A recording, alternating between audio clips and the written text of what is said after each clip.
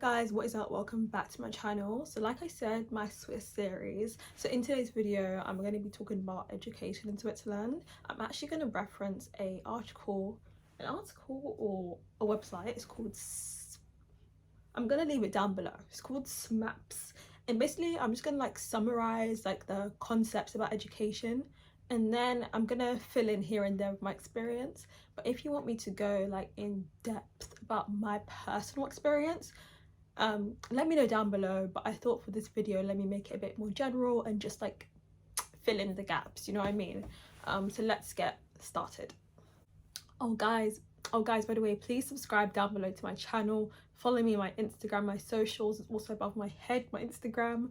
But yeah, leave your questions. I will do more videos within this series because I think it's interesting.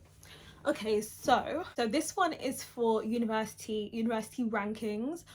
This one is from my own research. So 2021, what I found was that UK and Swiss schools, they both actually lead and dominate Europe, being within the top 20 of rankings.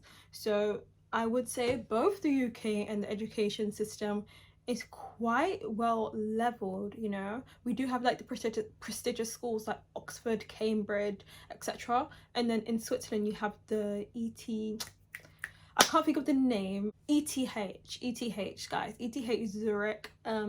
So yes, ETH, and ETH, it was number 14th for I think it was number 14th for the second year running or something. So there's that.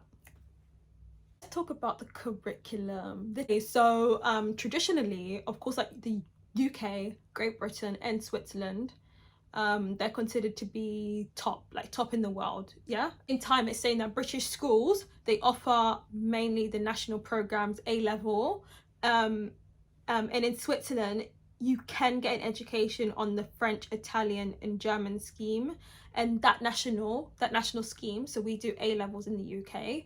You guys do something called the Matura. I've heard so much about this. It's very complex, it's very hard. That's what at least I've heard from my own friends that have studied the Matura. I hear crazy stories. Okay, and what I will say is that even though if you study the Matura in Switzerland, of course that guarantees you and you do well, of course, it guarantees you a place into the university there. But I'm gonna say if you're coming from the UK and you study A-levels, I studied my A-levels and I actually did get into my university. There were some other things that I had to do to within my A-levels to actually guarantee my place within the university, and that's what I can talk about in another video. So just let me know if you want my in-depth story of getting into my university down below. But yes, you can study A-levels and go and get into a university in Switzerland. Guys, let's talk about language practice. When I tell you guys, this was the bane of it all.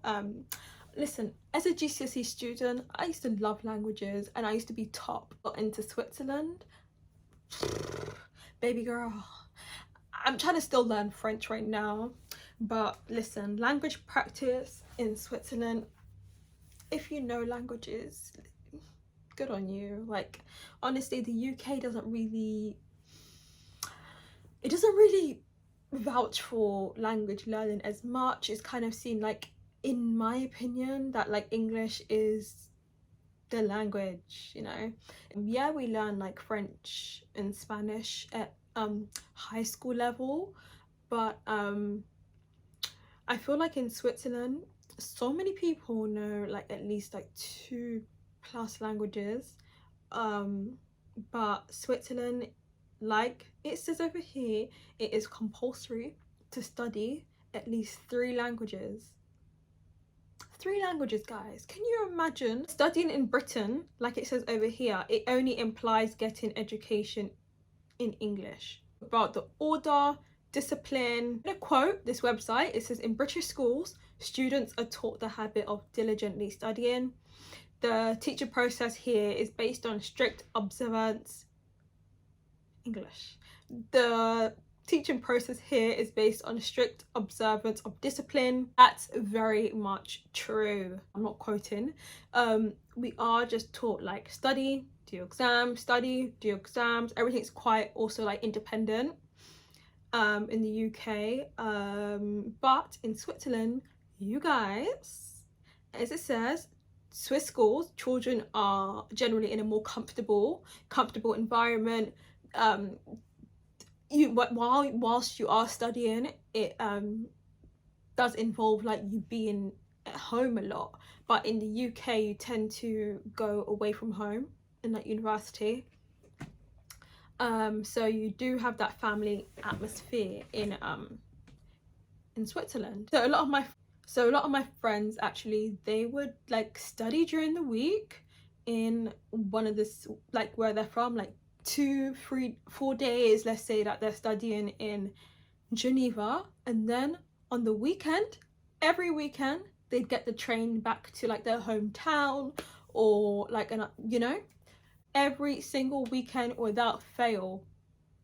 Guys, that doesn't happen much here in the UK. It's like you go away for a term and you come back during that break, you know, and you kind of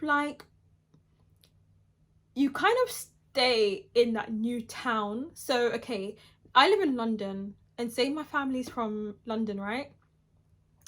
And I chose to study like in Birmingham. I'd be in Birmingham throughout the whole term of the teaching term, and only when the teaching term is done, then I'd come back home. I wouldn't come back home every weekend, you know. And mind you, it's the same distance that these Swiss people are traveling back home, and these UK people are traveling that could travel, you know. It's the same distance, but Swiss people, I feel like they're more family than oriented. Can I say that? At least during the school time, maybe it's traditional, it's a tradition, and it's just something that's carried on. That's the only way I can see it. Okay, let's talk about fees. So the UK fees, as you know, they are just increasing and increasing every single year, but Switzerland education is very much affordable. Okay, so the average fee for Swiss universities, public universities, okay, is 400 Swiss franc to 3,700. Like, that is such a great difference to the UK.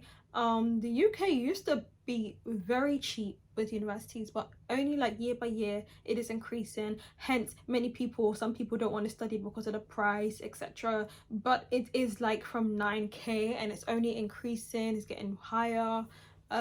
Leave your suggestions down below of other topics you want me to cover about Switzerland. See you guys. Ciao.